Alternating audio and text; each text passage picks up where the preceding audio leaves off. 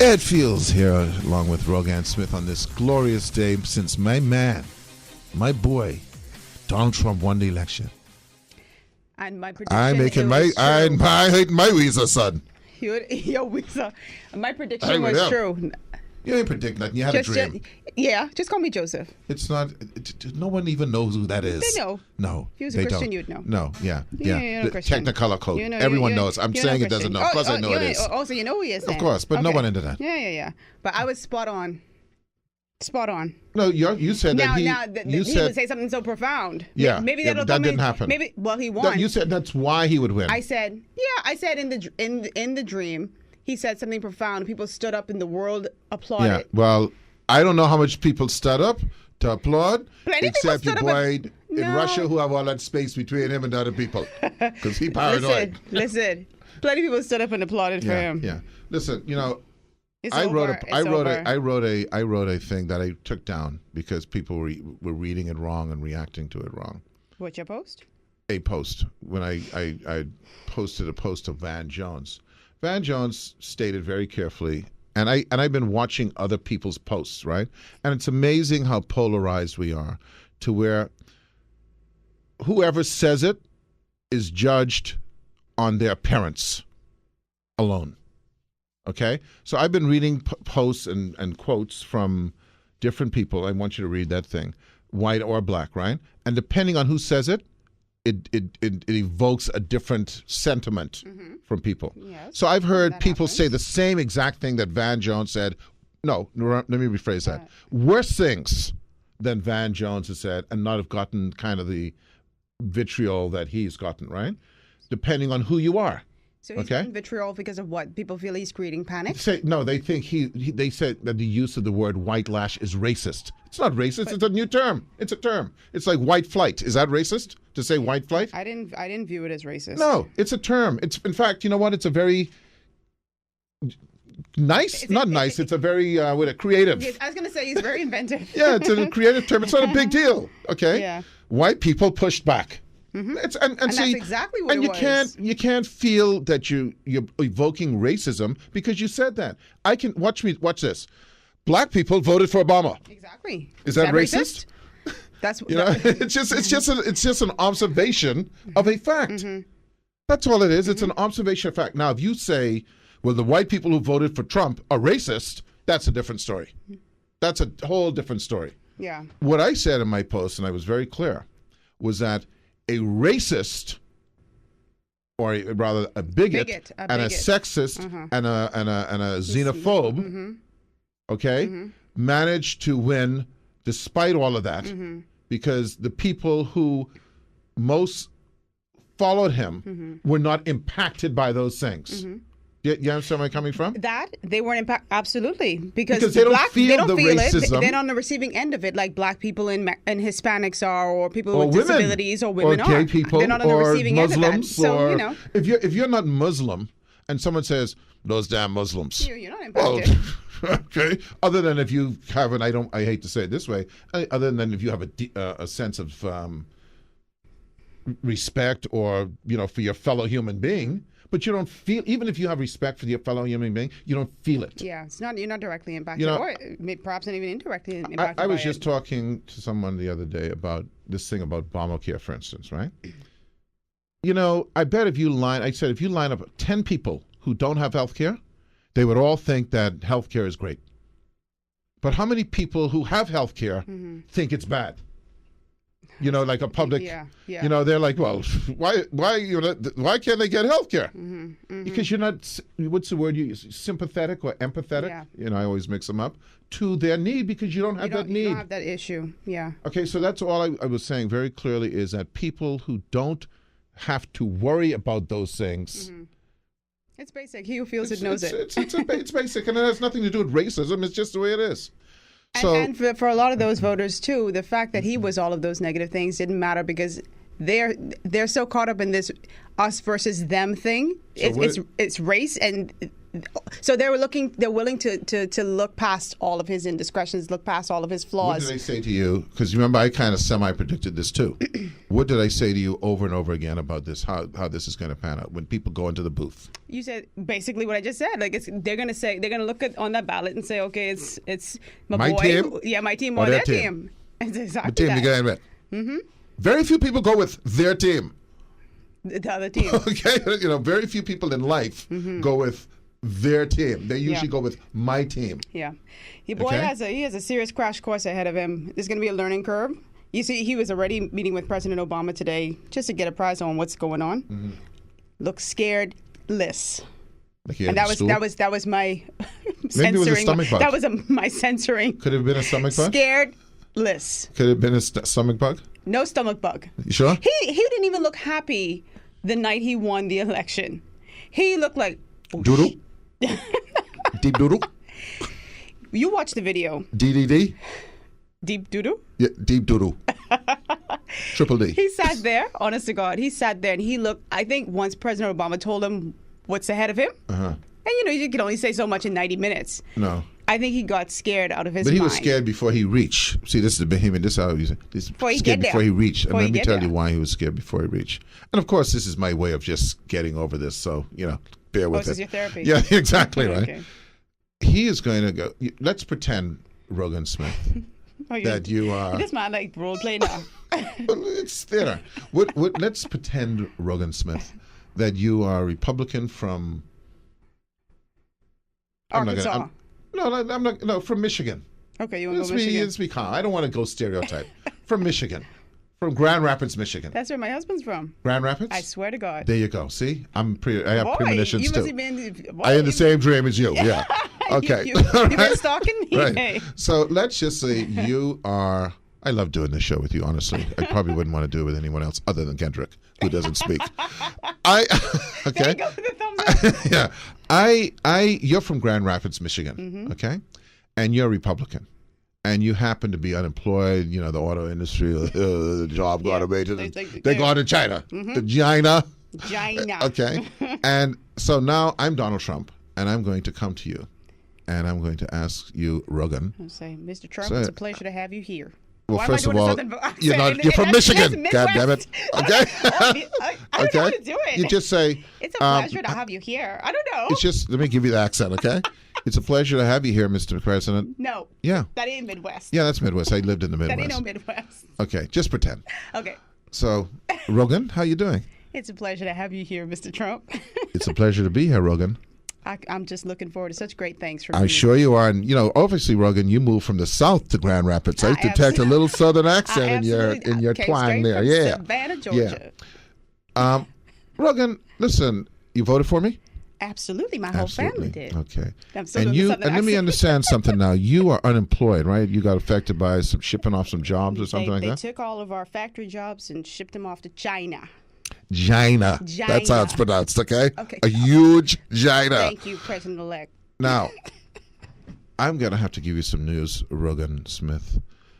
You have health care through the Affordable Care Act? I absolutely do. That Obamacare. Okay. And I understand that you have a little ailment. You have a little thyroid condition or I something have like a that? Yes, it's hereditary. Oh, okay. And you have a lot of medication and stuff with that? My medication ordinarily would cost $2,000 a month, A month. Okay.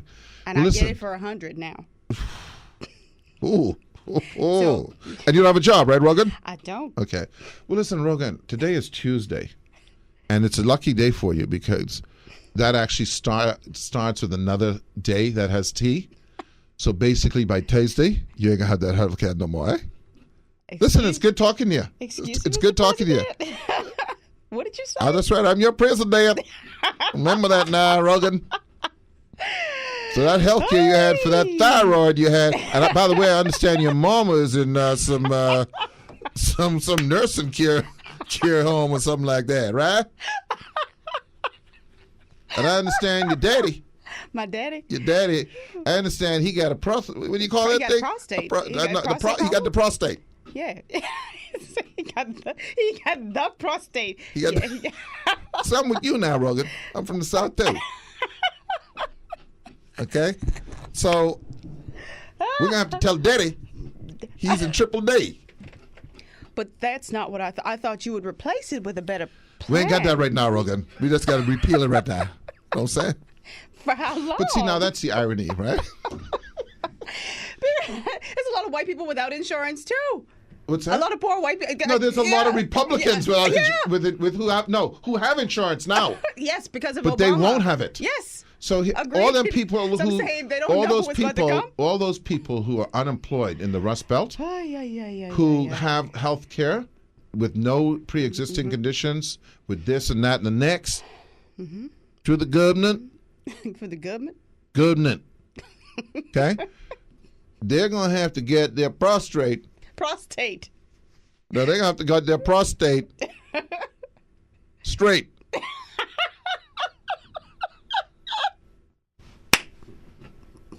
I don't know why I laugh so hard at that. They gotta get their prostate straight. Straight. You call it the straight prostate. You're such an Now, idiot. the thing is, the irony is this: they can't take it away.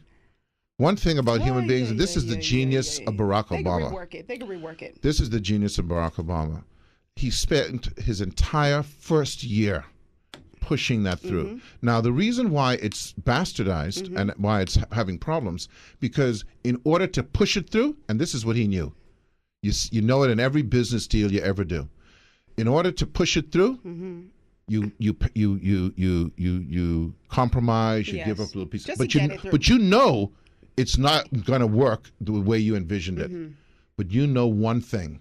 Once people get used to that, You don't get no candy, and you take that back. that's what I'm saying. Once people get used to that, you ain't coming to take their Not this candy. insurance. You know what they start doing with candy? I don't lick that candy. Lick it till you can't take it Yeah. back. That's lick candy. Not with Daddy having a Okay? prostate problem. Not with the prostate. But Daddy ain't got the prostate straight. Prostate. So the point I'm making is the irony is that they're going to end up with probably health care Reworking that's it so at a it's better level more than beneficial. Obama. But then the question they will have to ask themselves is why didn't they just cooperate in the first place. with Mom? We gotta take a break. Take a break.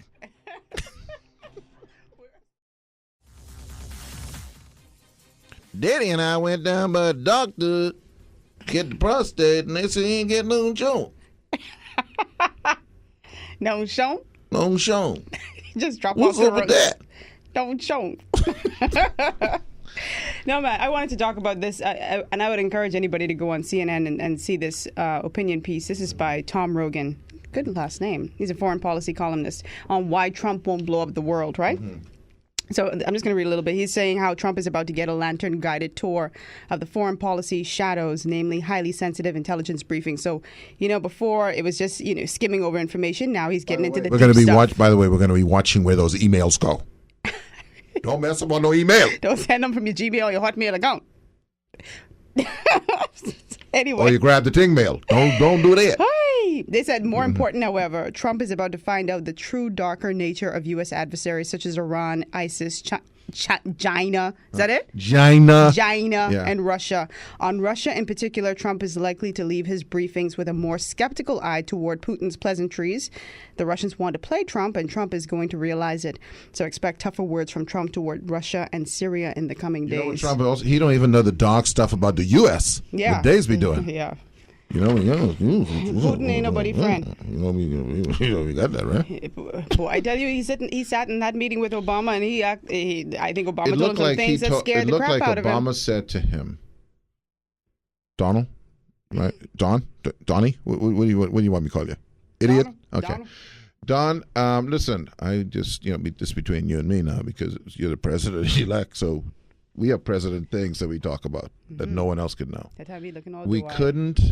couldn't talk about this because issues. Last week, Poots had a bomb before you was running. We detected a bomb Where? plot on the Trump Tower. You know that, right? Your boy Poots. Guess what? I think he said that for Drew because that's just how his face looked. He had this he look was gonna bring it all of down. panic, sheer panic on his face. He was going to bring it all down. But we didn't want to say nothing because they would have thought, well, we trying to come and set it up. So we can't, but we caught them on time. So we didn't feel the need to see anything. We caught them before they put the bomb. We had the bomb back in the office. You want to see it? I got the bombs back there. He's about to get a real lesson. This is an eye opener. These are for the actual him. bombs, Don. Okay. This is an eye opener for him. Stephen A. Smith. He's Yeah. the sports He's commentator. interesting. What did he say? I like Stephen Smith. Yeah. You don't hold punches. No, he doesn't. He holds no punches, and Mm-hmm. I'm so disappointed in Colin Kaepernick right now. What is it, the 49ers quarterback? The fro? And the more deep he got into it, the higher the fro got. Like he had something to prove with the fro. Mm-hmm. Yeah. But your boy, who was taking a knee, just kneeling at all the national anthem being played, he didn't even vote. But how do I know he didn't vote? He said so. Well, so he's an idiot then. He said he didn't vote. Because he didn't even want to lie and say he voted? You know what? It was probably best he didn't lie, Nobody because if they can had lie. found out later No, they on, it can't would've- find out. Oh, how not? It's a secret ballot. Okay, you don't think that's possible for them to find out who voted from who didn't? If he was registered, come on. That's if he's even registered. But then that would question the whole thing. Like, well, they would know if you are Can they reveal that? Well, someone would. Someone would. Come Yeah, on. they don't care. They could reveal all the Hillary stuff. Come on. No, the nigger down there ain't even registered to vote. No. But to me, I mean, you cannot. You became sort of this modern day Yeah. civil rights Yeah. activist, and you lost all credibility with me when you decided to just He's still kneeling? abrogate the well, of course, he's still kneeling at the But no one checked him national though, right? anthems. Well, not He anymore. kind of kneeling on his own now, right? Stephen Dunham said, "Don't even give him any attention." Yeah. I totally agree. Yeah. Now I was siding with him before, but now it's like. What you do now if You you're on seem the so- if you're on the you look sidelines, stupid. you know what you You do look on the silly. sidelines? You know the rest of the players, right? They wear them tight pants, right? When he kneel, when the national anthem is playing, you stand in front of him and boom. He See if you stand up then. He can't do this. That'll knock him down. He can't do this. That'll knock. Okay. We just get the energy from to do this foolishness. You see what I'm saying? He can't move kneeling. Sure, he can. He have to stand up and move, man. Let me tell you something. One of them good sardine pump? No, boy. You got to move. Sardine. Okay. You have no right to complain about the system. None. Okay. If you don't take part in the voting process. No, He lost all credibility. So, we talked about that. And listen, there's going to be more. One thing I know about our man, okay? Our man, now, my man, Bama, he had 0 scandals. Yeah. I just was high-fiving someone about Okay? that the other day. 0 scandals. In 8 years. Okay? My man, Trump, I look for about 3-4 a month. Wait, hold on. Is that, Okay? I'm looking for my man to have a good 3 or 4 a month. he already has 75 lawsuits against him. And he hasn't even been sworn in. There's no inauguration. 75 lawsuits. I think this is like the first This is time just this has ever since happened. they just filed them, or these are I old mean, ones. Old ones. Yeah. No, I forget about them. It don't matter. 75 lawsuits against a president-elect? I'm looking because he's in business. You can have lawsuits like slip and falls, that kind of thing. No. What about the Trump University? These are Yeah. just slip and falls. I'm looking for 3 or 4 a month. That's what I'm looking for. What, for him to mess up? Little scandals, little things. You give him plenty time. Okay, a month, You 8 say- per I month, thought you say 3 or okay. Per month. Okay. 48 a year. That's what I'm talking about. Okay. Oh Jesus. And your boy Leitch, I know he's Who's that? the son, Eric. Yeah, he looked like Lurch. Of course, he looks like Lurch. He does. Okay, He weird looking, eh? something I mean, he went talked to wrong people, but- with him. He really. Okay, He looks- trust he me on looks that. weird. Yeah, he didn't get something. One couple of little hormones, what do you call it, chromosomes or something like that. They slip out. Yeah, boy. Okay, so I'm looking for couple 3, 4, and I believe Leitch can be involved with at least 10 of them. The son, Don Yeah, Jr. He scares me too, here's the boy. problem. Here's the problem. Donald can't grab no more, so he can pass that down to Leitch. He can Why say you put your Leitch. foot like He can say Leitch. You do the grabbing from now on. It's like Daddy can't grab. Ah. Daddy can't grab. Anyway, what's happening locally, by the way? No, you should know. You want to talk about what's happening locally? Well, COB is now the UB. University of the Bahamas. We're having them on That a is Monday, huge. right? They're coming on. Davinia Blair is going to be here on Monday. Okay. So What happened to Smith? What happened to my man Smith? I don't know. I guess they divvied it up. They've had a charter week. It's been a lot of activities. So Okay, Smitty. you put somebody else in that All right. position. So, but no, that's good. That is fantastic news, that's a man. major thing. It's I a hope to see some major, really major great things from it's a from major UB. thing because why would the listen? I deal with government on a lot of things, and for the life of me, I just can't understand why things take long. I just cannot I know you think have to do the due frustrate- diligence and all but that, I think they but not frustrate 30 the years. process. I think they frustrate the process, and it's ridiculously long. To say you want to go from one thing to the next, yeah, okay, it's going to take 5 years or whatever the deal, but 25 years, come on, it's absurd. So, congratulations on that. I want That's to get very one of those good. shirts. They give us no I shade. wonder if they could bring us some shirts. They better bring us some shade. Davinia Blair, or anybody who knows Davinia, please bring us. What's your size? Bring a double X for Kendrick. Which double X was? I have a double X as well. Okay, and a medium for Rogan. Yeah, that's what she's saying. That's why You have big breasts. You should probably need a large. No, I need a medium because everything else is small. Okay. So I can take a medium. A Well, large you would be get too big. get a large and then tie it behind your back. I don't do that. We'll get a triple XL then for you. Okay, all right. Because No you got to problem. accommodate that belly in the Yeah, in the okay, no front. problem. Not a So problem. triple XL Yeah. for you, double XL for Kendrick and medium. But for I don't me. need it because I allow it to just hang on the belly, so it's just like a little settling. I there. want you to wear like a medium. So Like a it's just midriff? like right up. Yeah, like Yeah. a midriff. And then we Anyway. cut them up. So what else we got going on? got By the the way, papers? there is a connection with Trump and the Bahamas. You mean when he Phil Ruffin. Oh. Phil Ruffin. Well, but he owned it for like a year. Phil Ruffin that is one of Britannia? Donald Trump's best point? friend, and that's Well, that's his bestie? that's Phil Ruffin was down here for a while, and that's also Yeah, but his involvement Perry wasn't that Christie's long. former client. Yeah. So that means anytime we got a problem, PC could pick up the phone, call Phil, say Phil. They still have a good relationship? I assume so. Wasn't there some I don't think trouble so. in the past? Phil. Okay. Give your boy a call for me, eh? And what you want him to do? Just something, whatever we need. Just call him up. Say, He- tell your boy. He called his kids and let them But mobilize can you some imagine? stuff. I'm sorry that we're going to focus on Trump and not so much Bahamian stuff. I mean, but everybody's talking about this yeah, election, though. but What? what is his cabinet going to be like? Who's going to be in his cabinet? I think it's going to be clownish. Clownish. Yeah, I think you're going to have some old, washed up politicians. You think Chris Christie will play a role? And then what's your slow And then talking we'll friend impeach name? him. What's your slow talking friend name? My The slow black one. Who was running man? Carson. Yeah, Dr. Ben Carson. Yeah, every time I call his name, you do that. You fall asleep. God. What would Carson be? You know what? You know what's better to do with Carson? Give him a job that he can't hide no one. Give him Surgeon General. He could wear a uniform. You notice the Surgeon General wears a uniform? What's the uniform? Like a military uniform. Oh, really? Yeah, it's a Surgeon General. Okay, Did you know did that? not know that they wore a uniform. It's a Not Surgeon that General. kind of uniform. Well, then, and see, if you were quick, you would say to me, That's a well, lie. the Attorney General don't wear a uniform, Yeah, but I you guess I'm wasn't not quick. quick. No. You ain't quick. And I know Surgeon General don't wear no damn Yes, he uniform. does. I can Check look it, up. Kendrick. Look it up. I Yeah. can look it up. Because I remember the Surgeon General Coop. I remember him specifically. But yeah, so I don't know what Carson would be. What could he possibly be in charge of? What? I guess they'd put him in charge of healthcare. Put him in charge of defense. Put him in charge of painting pictures yeah, of you're Jesus with other right. people. You're right. I Rogan? see it. Rogan, Yeah, see, but I'm really- very, really What? incorrect. Oh, you better stop lying. No, I'm lying. Now I see the uniform. But this is probably just a ceremonial thing. Yeah. Whatever it is, he got one. Yeah. Your boy could wear one. Carson. Probably put like a 2 6-shooters on the side. Do you know what a 6-shooter is? Guns, like in the cowboy days. Like that? No, they had 6 bullets. Yeah. But no, I don't. Ben Carson, I mean, I guess he'll pull some people. You know what? You know what's interesting? He'll talk about anti-establishment. He'll talk about anti-establishment, but he's going to have to pull people who are in the Just because they're establishment already to be in there, because otherwise that means everyone will know nothing.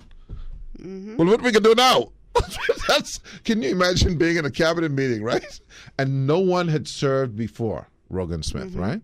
And there comes a crisis, and someone says, well, what are we going to do now? Because there's no one who said, well, this is how we normally would do things. Well, yeah, no, he's going to be advised properly, I'd imagine. But it'll be by establishing people. Yeah. Yeah. And it'll be what it is. Is there any more establishing than Chris Christie and Rudy Giuliani? I don't like Rudy Giuliani. He looks like Count Chocula. Yeah. He like what? Like Count Chocula. Oh. And he's not even black. So Yeah, the handoff begins. But yeah, no, I don't know. let me make a statement. I'm not going to the inaugural. You went the last time? I went to Obama. That's my did? man. You for 2012? Yeah, that's my man. Oh, you went? That's my man, mama. I can show you a picture. I'd love to go to this inauguration. Well, if you do go, you better take your sheet. Who we got? Hey! You wasn't ready for that one, I gotta cut out the whole Z. See, there you go. Let me see. Newt Gingrich, Sarah Palin. Yeah. What is she in charge of? Tarts? I could see him. And who is the brother on the side? Who's this fellow in the corner? This angry black man? I don't know who that is. He looks quite perturbed. Newt Gingrich. What would Newt Gingrich be in charge? Could you imagine putting him in charge of like foreign policy or something like that? Oh boy. Anyway, you can't say they're an establishment. Yeah. See, this is my man here. Who the? I can't see from there. I took a picture with him when I went up to the inaugural. No, you took a watch this foolishness. I gotta get up. That I took a picture with him and his wife at the inaugural ball, at the inaugural thing. This is. It's not. I'm telling you. I had a friend who's a senator, and he got me a thing. Why look so staged? No, it's look not. at me. I look staged. No, it's not. Anyway, see now you're lying to. Now you tell me I'm lying. Kendrick, this look like the thing like like how they have the cutouts of people? Kendrick. A friend of mine, his name is he has a friend named Senator Harkin out of Maryland. He is a personal friend of. He's a Democratic senator. That's what they had a thing, and they got us a special thing. They're like really realistic cutouts. Well, I'm telling you, I'm only telling you the facts. Why are you smiling happier? Because I was astonished. You know there was a stock cutout in the background. Listen, don't be a hater, man. Okay. I don't doubt that you know some folks, but be a hater. Like no now you know I would not tell you. And I've never shown you anything before, and I'm showing you that. What's that? Picture with Bolt. Well, I was with Bolt. That's a true picture too. Yeah, so that's why I believe that one. Well, why wouldn't you believe that? Because that one doesn't look realistic. But anyway, that's okay. We gotta go break from you. Ed Fields here along with Rogan Smith, and our guest this afternoon is our returning guest is Mr. Rupert Pinder. Who is that? Who is that? No. I was just showing him that. But who is that? No. This is talking about. No, I. Do you know who it is? This is marijuana. No, I'm not looking at that. It's the article on the back. Marijuana and gun control minimum wage hikes win at the polls. Like the things that people weren't talking about. Let's get high. Let's shoot some people, and let's make some more money. Okay? Exactly. Because they got the medicinal over. They got the medicinal over in Florida now. You know that? Is that one? Yeah, Florida, Arkansas, North Dakota. Oh yeah. So and they're going to need it, so they can be high during this whole Trump reign. Okay. But anyway, we have with us our returning guest, economist Rupert Pinder. Happy Rupert's And back. the thing about Rupert, and I'm going to preclude this, is that he's going to start off very calm, very reserved. Okay? And then as we get going, and he gets angst about the situation, he's going to really let it happen. Okay? Rupert, how you doing? Fine, man. Fine. He can try to keep it takes a little bit. No, he's like me. He can't. But he's like me. I'm like that too.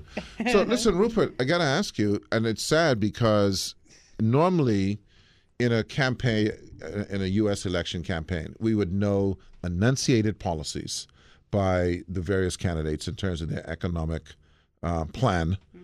I can't really say that much of that has been discussed. We've been discussing what we grab, who we email, we reading, but we haven't really discussed any plans. But from what you may have ascertained or garnered from the discussions, how would a Donald Trump presidency impact the Bahamian economy, if that's even something that's out there? Because they say like having a Republican in office is great for the Bahamas and Caribbean. He's nothing. Is that the case? Well, it's interesting. I mean, I was supposed to look in terms of the data to see to what extent that supports, the argument, as opposed to just a causation. And the argument is on that, about the tax stuff versus... etc. Yeah, I mean, I've heard that argument, but there's always, like in economics, there's also causation, meaning that, I mean, for example, there could be a situation where it's just coincidental that during those Republican years you've had. Right. And there may be other variables to the... And there's also residual impacts, right? Right, and so, I haven't had a chance to really look at the research to see to what extent that is being borne out. Mm-hmm. However, I think generally people feel a bit more optimistic in terms of the Republican government versus a Democrat. As you've mentioned in terms of their tax evasion and tax avoidance issues. Because but in the case of Donald, the president-elect, President Trump, Donald Trump. I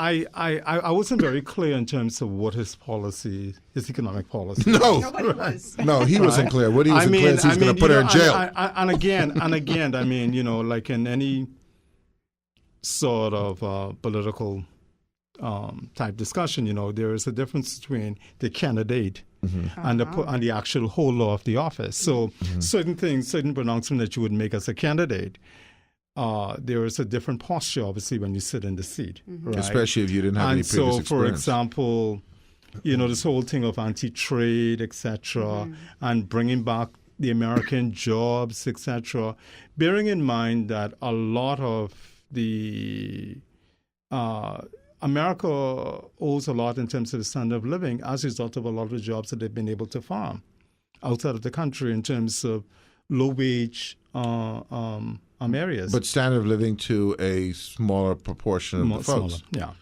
In fact, Rupert, the area that really beat Clinton was the Rust Belt. And I can tell you, say again? Yeah, I lost a lot of them. And I can tell you because my daughter goes to school up in Pennsylvania, which they were shocked that they lost. And I wouldn't say that I was shocked, but surprised because the demographic. Where she goes to school is close to a place named Bethlehem, which is not where Jesus was born, but where Bethlehem Steel was. Okay? And Bethlehem Steel was one of the bedrock industries of, the time, right?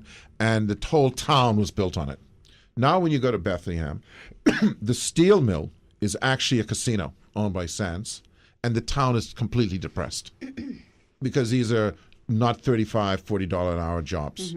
Okay, so what you have is men who were working in those steel mills now janitors in the restaurants or in the casino. So what you had is a shrinkage, and the thing is, even if because he wants to reduce the corporate tax. Now, what the people learned during the recession, as you know, when people learn when things are hard, is they learn how to become very efficient.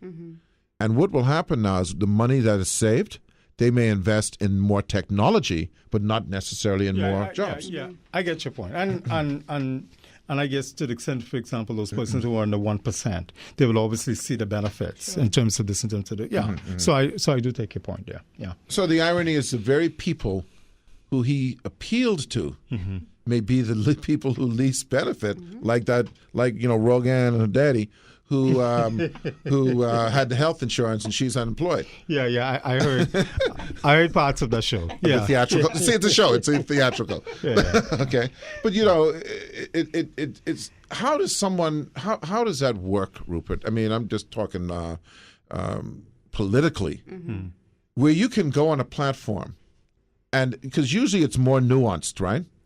Usually it's like just the gray between the lines, but where you literally go to a group of people and make a direct pronouncement about, like someone said, here's a guy flying in on a gold-plated plane.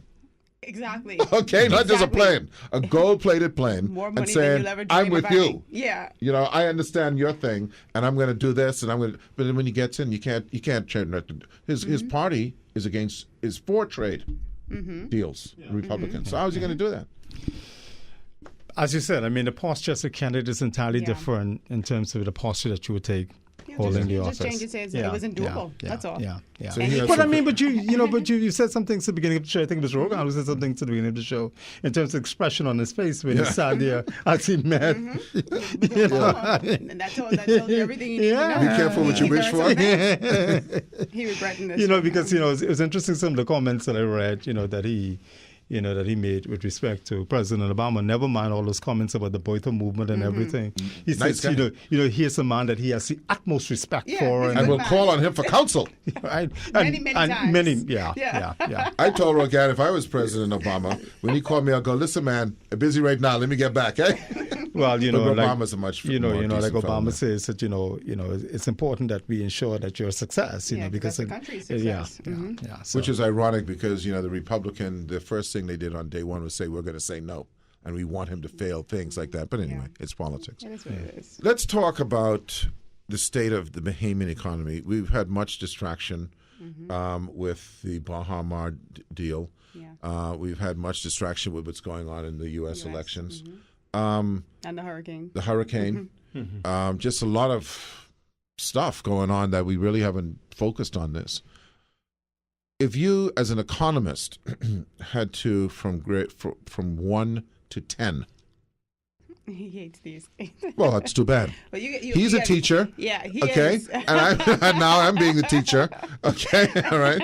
And if you had to grade Mr. Pinder on a scale from 1 to 10, where we are, 1 being bad, where would you say we are economically speaking? Well, that's overly simplistic, but I'm sorry. No, I understand what you're saying. I don't really necessarily like the whole thing in terms of the scale, in terms of 1 to 10. I think what I would want to do is maybe point to what I see in terms of some realities, right? One of the things here is that we have a problem in terms of a growing deficit. And when we talk about in terms of the deficit, we're looking at the extent to which government expenditure far exceeds its overall revenues. And, a lot of that is being borne out by some of the reports, whether it's coming from the IMF or when it's coming from the rating agencies, Standard & Poor's and Moody's. I think they've pretty much spelled that out. We now have debt to GDP, which according to the central bank estimates is around 85%. Which is insane. Right? I was about to say. And of course, we've had some challenges this fiscal year, and we are having some challenges this fiscal year. The most recent calamity being the recent hurricane. Right. And then, of course, the government having to borrow an additional $150 million, which tips it up to now 87 or 88%. To help with the restoration, notwithstanding the deficit that would have existed prior to this additional borrowing, right? That obviously has to take account of. But in addition to the $150 million that we've borrowed for the hurricane restoration, we've also borrowed, I think, $40-something million for the improvement in the water quality, right? We also have, I think it's $25 million from the IDB and $25 million from the government of the Bahamas to help with the skills training exercise. So all of those, and those are just in terms of some of the, the recent announcements in terms of the borrowing. And all of that obviously puts additional pressure on the government resources. One of the things that we did in past whenever we were faced with a catastrophic event, more specifically in terms of a hurricane, that we did in past periods, which I was hoping that we would do this time around. But the reality of it is that, let's face it, I mean, we're faced with an election with months ago, and certainly it doesn't seem like there's a lot of appetite to cut back on some of our capital expenditures to create the savings to help with some of the restoration programs. Because one of the things that we did in past periods when we were faced with a calamity is to cut capital expenditure. So what you say to the people who are constructing the baseball stadium, because I pass there every evening sometimes as a shortcut, the work you say, well, hey, look, yes, we would love to have a baseball stadium, but right now we have to park this at the moment. Right.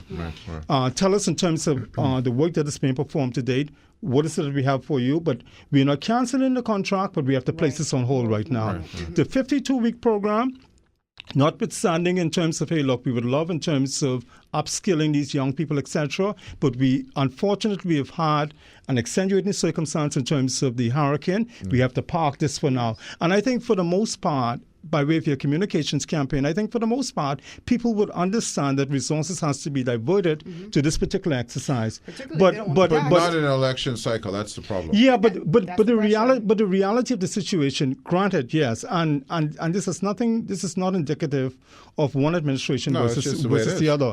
We're just speaking obviously in terms of Bahamian, and obviously people who care about in terms of the future of the country. The reality of the situation here is that we must be a part of the conversation, and whether invited or not, we have to provide our comments unadulterated. And I tell you the reason why. Because at the end of the day, ultimately, we are the ones who have to pay the price. Right. We have to pay for it.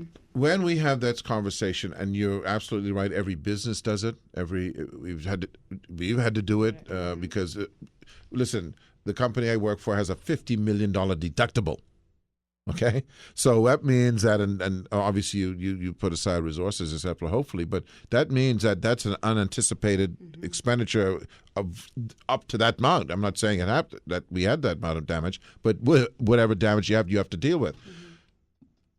But you're dealing with a completely different environment, because I'm hearing about people getting contracts, okay, to replace and repair sidewalks that were already down, okay, which you didn't even need to be done, but it's for that particular purpose.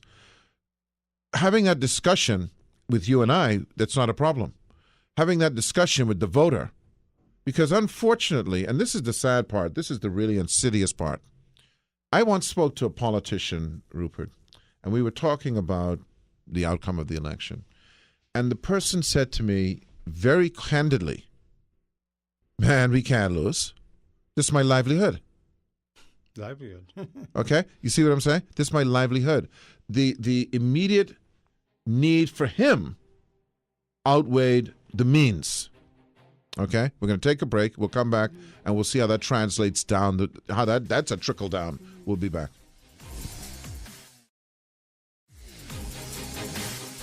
Good evening, ladies and gentlemen. Ed Fields here with, I think he deserves the title of noted economist. Rupert, he's shaking his hand and all that. Yeah. And anytime we shake your hand, we just say it. We just say it. See, we end up saying it. You know. Contrarians. Yeah. But I know he likes us because you know why? He comes back. Okay. For the music and to see Rogan. Okay. Yeah. Rogan is his favorite. So we were talking about the means. Rupert, and how survivalist mentality at every level, because, it sounds ironic or sounds silly, but even those who are in the top 1%, they don't want to go down into the next 5 percentile, so they're in a survivalist mode, right? So that this survivalist mentality, or this in the now mentality, the impact it has on the economy, do we ever stand a chance in terms of realistic chances of getting past the in the now and therefore having a negative impact on the future? Well, I think to the extent to which I think people are more optimistic about their future, I think to the extent to which, they see better for themselves and for their family, I think to a large extent, I think hopefully the behavior would change. Now, whether or not it's immediate, whether it's within the short term, I guess I'm a little bit more pessimistic in terms of that. Mm-hmm. But I think to the extent to which, people are more optimistic about their future, I think, some of that would change. I want to go back a little bit to the debt to GDP ratio. What is a comfortable debt to GDP ratio for any country? And are we going to take, what draconian measures is the government going to have to take to get that down to that? Well, that's a very good question. From all indications, the IMF usually, I think the benchmark is around 70%. I think to the extent to which you pass the 70% threshold, I think they consider that to be in terms of the danger zone, right? And that's not, and 70% is not optimal. You'd want to be right. Yeah. So and that's really in terms of getting past that. But there's several ways in terms of addressing the issue in terms of your debt to GDP. One of which I think solves a lot of economic problems to some extent, and that's simply growing your economy, right? Because the growth within your economy changes the dynamics in terms of that bottom number. So if that bottom number in terms of your debt to GDP, that number is growing faster than the top number, then the overall ratio is falling. So the growth within your economy, and obviously one of the things that you have to look at in terms of greater immediacy is really in terms of, apart from growing your economy, the other aspect of it is really to the extent to which you reduce those deficits. And the way that you reduce those deficits, you cannot, the solution cannot be, in my view, to tax people more. Because as you tax people more, what you do is that you're taking more money out of your productive sector and you're passing it on to the government. And governments generally are not very efficient in terms of making commercial decisions. So you're better off having that monies in the hands of the private sector, right? Because it's, in these type of economies, they are private sector driven. So one is really in terms of containing your expenditure, and hence would reduce in terms of your overall deficit. We've been taking the approach, I think, over the last few years. It's really in terms of looking at it from the tax side of it. We have to look at it in terms of greater expenditure management. We have to take a conscious decision, and we have to ask ourselves a question. Perhaps some of the services that are being performed by the state ought not to be performed by the state. Perhaps should be better placed in the hands of the private sector. There are some expenditures that are perhaps not essential, right? But all of that is part of your expenditure management. And you're talking about growing the economy in terms of what, foreign direct investment into the country? Well, and it's interesting because Ed and I, we would have had some exchange prior to the show, and I've always said that the nature of these type of economies, they are considered to be small, open economy. The openness tells you in terms of the relative influence of outside influence in terms of your foreign direct investment. Small meaning that the capacity, the private sector doesn't have the capacity to provide the jobs and provide the resources that are needed to provide for our standard of living. And so to that extent, these economies are very, very, very much dependent on foreign direct investment. Well, that being said, what do you make of all the fear-mongering about the Chinese investments in this country? But before we get into that, I want to just expand on what you said about the foreign investment thing, and then focus on the Chinese thing, because that'll be a whole discussion, right? When you look at the United States, if you live in a small town, the reality is, in essence, you require foreign investment. It may be from the next state, but it's not from Bohonk, Mississippi. So the whole point is that if you have a small economy, you require outside investment. But to the point about growing the economy, which I think was the kind of what Rogan was hinting at, is, and this thing about taxes. The philosophy seems to have been that in order to fund, and I always refer this, the number one industry in the Bahamas, and what's that? Government. Okay? It's not tourism. The number one industry in the Bahamas is government. Okay? It's the number one employer. It's the number one producer. And so they just tax because that's the only thing they need to do. But wouldn't you be actually growing the economy by shrinking the tax regime? Well, yeah. But when you mentioned terms of shrinking the tax regime, I think really shrinking the size of government. Right. Because, taxes really support government in a way, in terms of the size of government. So, that requires, like, in terms of a philosophical look, but really in terms of the size of the government. All right. Now, to Rogan's, you were, I just wanted to get that foreign investment piece out of the way, but the Chinese discussion. Yeah. I mean, it's investment coming into the country, but there's a lot of fear-mongering about it. I wanted to get your take. Okay. Well, and it's interesting, because we had this kind of discussions, I guess I was kind of primed in a way in terms of my thoughts on that. But in terms of the foreign direct investment, one of the things, obviously, is that, we've stated and we've agreed that the nature of our economy is such that you need the foreign direct investment. So I think everybody accepts that. One of the noted economists, I think more than 50, 60 years ago, if you look at his writings, people like Sir Arthur Lewis, which were writing, I think, more than 40 years ago, who talks about, for example, the relative dependence on these type of economies in terms of foreign direct investment, long before even in terms of the independence movement in a lot of these countries, if you would look at the work of people like Sir Arthur Lewis. I think the concern, well, when I say in some quarters, there is obviously this xenophobic type of view on things in terms of the foreigner, etc. Notwithstanding in terms of we need it to, because the standard of living that we enjoy today is due in no small measure in terms of investment from the outside. Right? No small measure, because that is what provides the foreign reserves, the U.S. cash that we need to be able to buy the imports for things we really don't produce. I mean, think about it. I mean, this is a country that produces very little. So we need the foreign exchange, we need the foreign earnings, so that you can drive the nice BMW, Mazda. Right, etc. You got a Mazda. Right? But we don't produce those vehicles. We don't produce, and so to that extent, you need the foreign exchange. I mean, that comes from the outside. And so we accept that. We don't have a lot of people knocking on our door to give us investments anyway. So we accept that. But I think the argument that I hear advanced, and it's one that I see where there's a concern, is that if you were to look specifically in the case of China, there is China or Chinese as an investor, and then there's doing business with China state. Yeah. Right? And there's a clear distinction, right? Because, for example, somebody would say, well, okay, you're doing business with Chinese. How is that any different from doing business with the Americans, with the Russians, or whomever, right? And I think to some extent there may be some validity to that argument, to the extent that they are all from the outside and they're all in terms of foreign direct investment. However, when you're doing business with China state, in my view, I think it changes the dynamics. Right. Because the thing about it here is that the state is no longer just interested in a profit motive or commercial interest. It becomes, it gets intertwined with all of the geopolitics, right? And as we discussed, you know, and so to that extent, it brings in a whole set of different dynamics, and particularly for a small country like the Bahamas. China state, for example, one time, and this is some years ago, I think I was reading, where they're adding like $180 billion in reserves every quarter or something like that. It was some high number. Yeah. Doing, let's say, a few $1 billion worth of investment here in the Bahamas, or even in the case of the Caribbean, it's relatively pocket change relative to the amount of reserves. And so when you're sitting on that kind of money, right?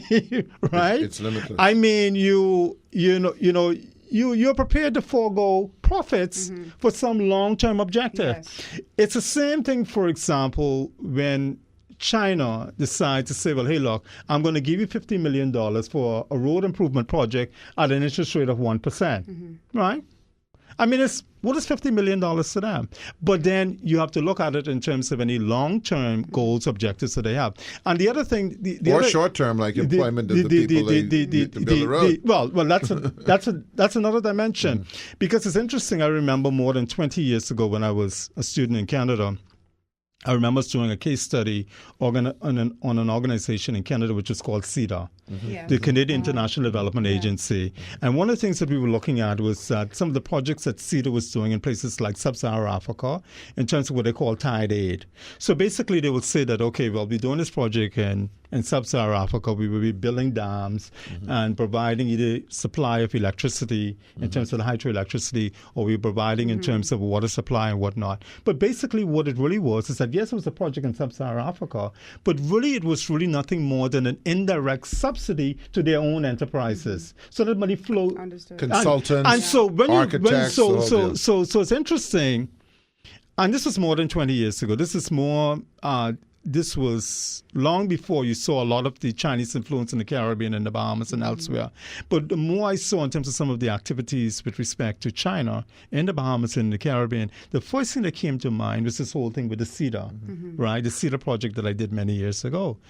In a sense that, when they decide to say, well, okay, well, we're going to provide funding for this particular project and that, but then the labor resources has to be sourced from China, the materials, etc. Is nothing more than an indirect subsidy to their own industry. So the value added to your local economy is not as great. You have a similar scenario with even like IDB and things like that. And that is fine, because at the end of the day, China's goal, China's interest is to protect their interests. And really and truly, that's what a country should do. As it would be, although, like you made a distinction, a private investor is to protect their interest, which is profit. But the only thing is, it's different motives. Precisely, and I think in the context, when you look in terms of China doing business with China state versus Chinese, the dynamics in my view are different. Yeah. And I think that, and the other thing, the other argument that I've heard, which I don't buy into, is that somebody would say, well, if you were to look at the amount of U.S. debt that China is holding, everybody's beholden to the Chinese, including the great United States of America. But one of the things that you have to look at is that even to the extent to which China is holding a lot of U.S. dollar debt, because the U.S. is such a big country, it doesn't absorb. Right? It can absorb. They are a big country in terms of influence globally and that sort of stuff, right? Their negotiations or their relationship with the U.S. is entirely different in terms of their relationship with a smaller country. For example, let us just say that if you, let's say you have $100,000, You're just sitting on $100,000, right? and somebody comes along and you decide to say, well, hey, look, I'm going to give you $90,000 of all of the resources of this $100,000 that I have. And me who come along, you say, well, hey, look, I'm going to give you 1,000, right? Now, that 1,000, let us just assume for a moment, means very little to you in a way, right? But it means a lot to me because this can change my life and whatever. Right. You have the ability to exert a lot more influence on me with that $1,000 because even if you don't get it, it doesn't change the dynamics of that. But you can kick me around like a soccer ball or whatever. On the other hand, that person you've given $80,000 to, it's in your interest to ensure that person's success because you have to ensure that they are in a position to repay you because given the significant size of that debt that you are holding. It's the same thing with the United States. But I mean again to temper your argument, which is it's all very valid, is you can have a huge conglomerate that has the same kind of impact. It's just different motives. But there's a difference of one thing. While there may be some economic holes that a gigantic company can have on you, there are what I call sovereign issues, or when you're dealing with a state, with a country. Right. Yes. So it's a different. But unfortunately, and see, this is a valid discussion. Unfortunately, what I hear and I see in the newspapers online, no one is really focused on the stateside thing. It's still focused on the xenophobic thing. And there's not a distinction, for instance, between the guy who may happen to be Chinese who buys the hotel as opposed to the Chinese state. It's all being lumped in one. And there's no real distinction. And that's and we both agree. Right. That's a fundamental mistake. Difference. Right. That's a fundamental difference. And also too, that discussion which we're not distinguishing between also leaks into the whole issue of foreign investment, because people now take foreign investment and clump it into one thing, which is more from a xenophobic position as to the distinction you're making between dealing with the state and dealing with private enterprise. Yeah, and the other aspect of it, because I've also had the opportunity, like sometimes I have exchanges with people. Listen, we can take a quick break and we'll come back to that. Sorry to interrupt you. We'll be right back. We're back here. We're back here with is it professor? What do you got going on? Associate professor, assistant professor, no kind of professor, lecturer. UB lecturer. Are you a lecturer? Yeah, lecturer. Okay, you're a lecturer. You know, he is the. I don't know if it's like ultra humble or shyest person about his own capacity that I've ever met. Anyway, that's better than being like ultra narcissist, you know. So listen. Rupert Pinder, we're talking to. Yeah, Rupert Pinder, economist. I think we should go from noted to. Is there a renowned? You can be renowned. You're going to soon be up to prominent. Don't worry about that. We bumping you up to that. Yeah, but listen, Rupert. In all fairness, and by the way, thank you for coming back, and we love having you. And these are the we are determined. We have already determined this, that we hear from a range of people. And a lot of times people don't generally know what they're talking about. But I hope I'm not included. No. But here's what I'm saying to you: there's a whole cadre of people who exist at that same UB who are not exposed to the public, or be able to reverse that around, who the public isn't exposed to. Because the public needs to be exposed to them and the knowledge they have. I could tell you a story about an experience I had last night on a culinary thing. Amazing. The talent that it's going to transform things. But I told him too when I was asking him on the show. I said I love the fact that he's incredibly educated, but there's something about him that he's able to break things down for the common man, you know. And I've gotten feedback from people about that as well. Like he's easy to understand. Some people, he's a lecturer. Go over your head. He's a teacher. Well, maybe that plays into it. Yeah, he's a teacher. Yeah, thanks, Logan. The check is in the mail. It better be a big one too. He gets very thanks for the PR. Uncomfortable, you know. Thanks for the PR. Anyway, so going back to this discussion about our economy, I suppose the next phase of this conversation should be, what do we do? Because we know the theory, okay? But theory, especially in economics, probably the most inexact science that you could have, okay? In fact, referred to more as an art form than a science in many cases. that we know the theory, if you do X, you can achieve X. But the one thing in the economic model, the science of economics that changes all that, human behavior. So how do we, not knowing human behavior to the extent that how they will react to things, we do know they will react. We know that. How do we then go in this environment, take the right measures, right direction to right our ship? Yeah. Well, one of the things I'm also on the National Development Plan Committee, right? Very good. So, I think. How's that going? Well, I haven't been to any meetings recently. Not Grinding very halt? good. Right? Grinding halt? Is that the word? No. Okay. I mean, no. But I think that's obviously something that's that's very. They've done a lot of work in terms of the diagnostics, etc. So I think that's something in terms of on the right track. In terms of some of the immediate things, right? I think in approaching anything, it's always look at the low hanging fruit, and then you move up the tree in terms of how you deal with it. There's no point talking with something that is at the very top of the tree when there are some low-hanging fruits that you have to deal with. So, the National Development Plan, I think we're on the right track in terms of going forward with that. Secondly, we must deal with our fiscal deficit. We must address the issue in terms of expenditure. We cannot tax people into oblivion and to solve the problem. We must address the issue of public expenditure. But part of the issue in terms of cutting back in terms of public expenditure, we must also send the right signals. And I'll say a bit more in terms of sending the right signals. It's like going home and saying, well, hey, look, I've just lost my job, right? And then you start turning off lights, etc., and you start making sure that the TV in that room is off, etc. Maybe collectively, all of those individual efforts may amount to maybe no more than a savings of, let's say, $100 at the end of the year. But more importantly, what you've just done is that you send the signal to your family that things have changed. There's a need in terms of belt tightening. There's no point if you're running into major fiscal deficit every time that you drive the street. As I said, when I look at the amount of red plates, I never knew that Kia made all those different models. And these are relatively new brand cars.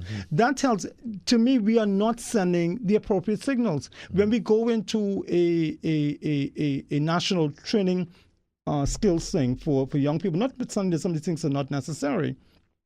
It is sending the signal that, hey, look, we don't have a problem in terms of a deficit. So it's important, just as important as it's to cut expenditure, it's also important to send the right signals. Let me ask you this question.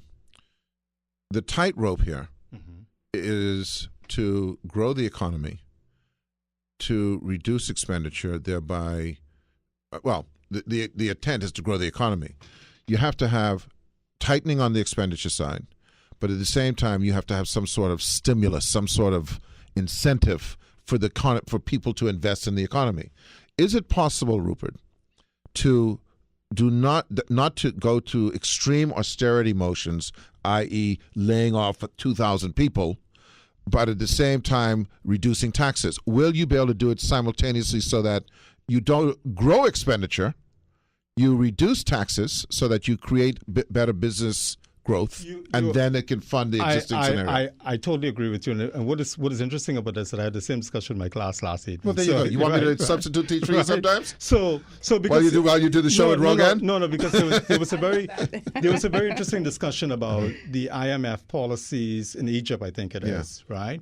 And how that country's going through some in terms of the austerity measures. Right. And one of the things that we do know is that a lot of the IMF policies, particularly as related to developing countries, have generally been a failure. And the austerity measures is really taken things to another extreme. Right. And you're absolutely correct that the austerity measures can impact the growth of the economy. Because when you're talking about austerity measures, let's say you start cutting things such as public spending on education, public spending on healthcare, some of those areas which are key to the growth of your economy. So you don't want to be at that other extreme. But that's not to say that, hey, look, you don't send the right signals and you don't cut out in terms of the wastages. And also to the extent you have more program-type budgeting, right, whereby you just don't whatever you dream up, you just put it together, whatever. But but programs that can be defended and where you can prepare proper budgets, etc., and that obviously is consistent with some sort of goal, etc. So if you're in a high school, maybe the cheerleading team has to be dropped, right? But not the school programs. Yeah. So I think we are, we are on the same page here. So the fiscal management, obviously, because at the end of the day, all of these different policy, paramount to all of that is also to ensure that your economy grows. So why is it then, and I say this as candidly and as frankly as possible, that the people who are managing the economy cannot see it that way? Okay, look, you don't want to fire anyone. We get that. But what you can't do is hire anyone. Right. Okay? You're going to maintain what we have, but you can't hire one more person. In addition, as risky as this may seem to you, the reality is if you reduce taxes, and I don't want to sound like this trickle-down garbage stuff, but that if you reduce the pressure on me, because we've gone past the elasticity point here, okay? What we are doing now is cutting back on my capacity to grow my business, right? I can't reinvest in infrastructure or capital works that are deteriorating to the extent that my customers won't come to me because this shop stinks.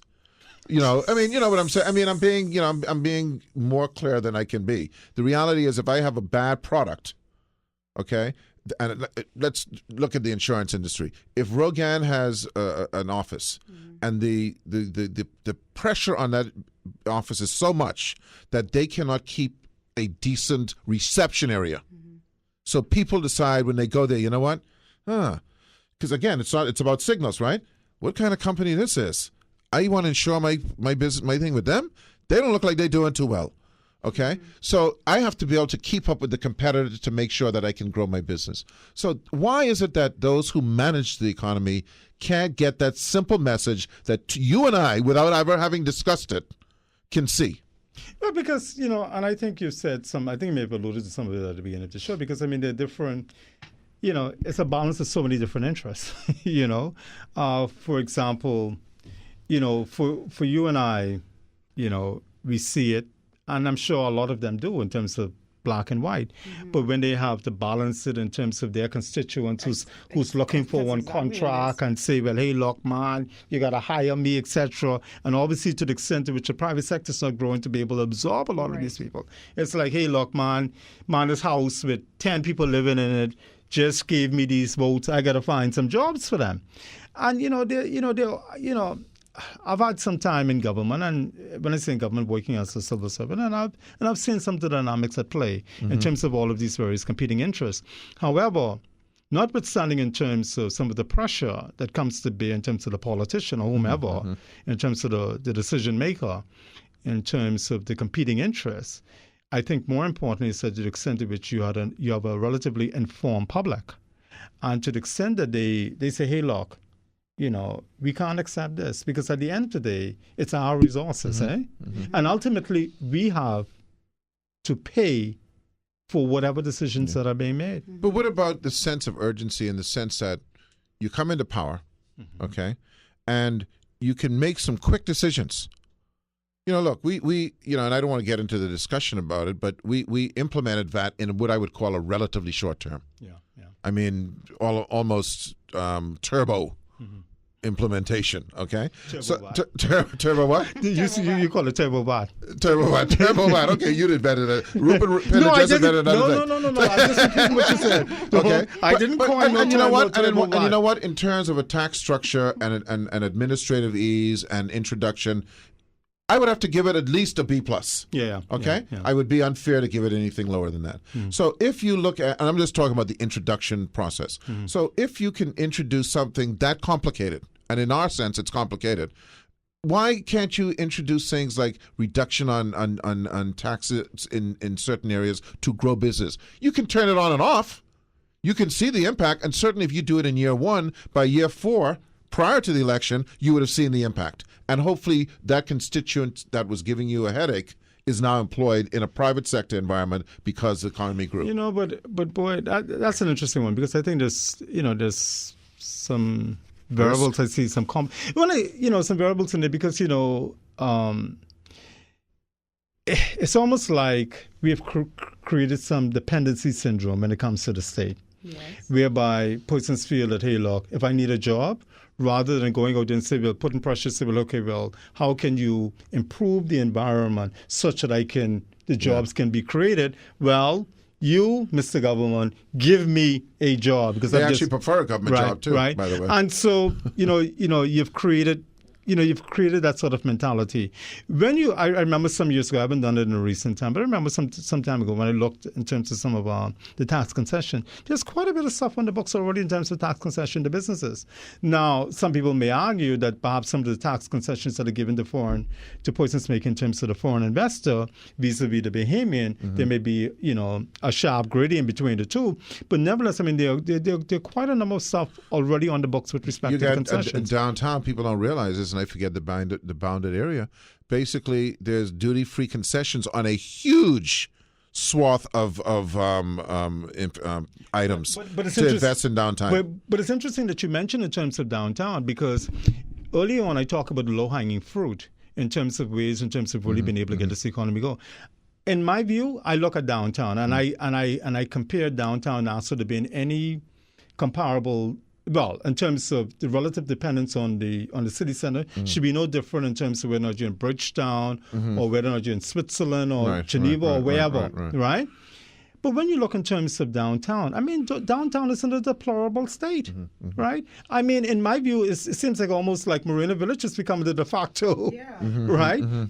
And in my view, that should be a relatively low-hanging fruit to the extent to which we channel a lot more resources in terms of improving. And again, I think you sit on the board, right? Yeah, and I know the challenges. In fact, there is so you can speak more to something more, like that. And the degradation is more east of East Street. But the reality is that if you were so interested, you could rent a space downtown, east of East Street. Well, you can rent it anywhere. And in order to remodel it, refurbish it, etc., it's duty-free. Okay? It costs you less to do that than to go put up a place in Harbor Bay. Now, obviously, you have other challenges, like people getting there, etc., etc. But you have to then determine what type of business that you open up. If you're going to open up a shoe shop, you might have a problem. Okay? But if you're going to open up some kind of inventive entertainment spot or a restaurant or something, may not have as much of a problem. So we just have to look at how we do this. But to your point, I think that, this is another Rupert Robert invention, this dependency syndrome has caused us to not wish to take that risk. We're very risk averse, Rupert Pinder. Even in the merchant, even at the merchant level, right? Yeah, even at the merchant, those who have money, we offered Bahamians in 90s to take over what was then Balmoral and to take over which was then Ambassador Beach Hotel. All the concessions, but they didn't want to do it. They were risk averse. How do we get past that, or is that just some cultural thing? It's it's interesting because like even at the college, University of the Bahamas, right? UB, right? Even at UB, like teaching in the School of Business, one of the things that I find is that I often wonder sometimes how is it that we kind of reorientate people to start thinking in terms of the creation of businesses, right? Rather than teaching people to be very good employees. It's like I can't accept this, because we have to train you to be an excellent employee rather than. I mean, there's no coincidence. I think the other day that I did a survey, I think there were perhaps more entrepreneurs coming out of places like Stanford University. Yeah. Right? Yeah. And in terms of a business school, and again, even in terms of our educational system, has to be geared towards, there has to be an element of that geared towards in terms of how to get people to think. Because they're taking business courses to go work somewhere here, whereas in Stanford they're taking business courses to realize how do I find something to fit in a business model that I can own. And notwithstanding that, by the time that you would have finished your degree, you would have been exposed to so many courses that should be able to help you, prepare you to run a business. I'm going to say this one last thing. I watch this program religiously called Shark Tank. And every day I feel like I can hit myself over the head. And the thing I ask myself all the time, in a global market, not in a remote colony somewhere, why is it that we have no one who's tried to invent something? because it isn't just the market in the Bahamas that need to appeal to, just anywhere. We just don't have. And I'm not saying I know there are people. It's just not as publicized. It's just this tiny compared to. I mean, we can invent like guava jam, but I'm talking about inventing something that the globe needs that doesn't exist before.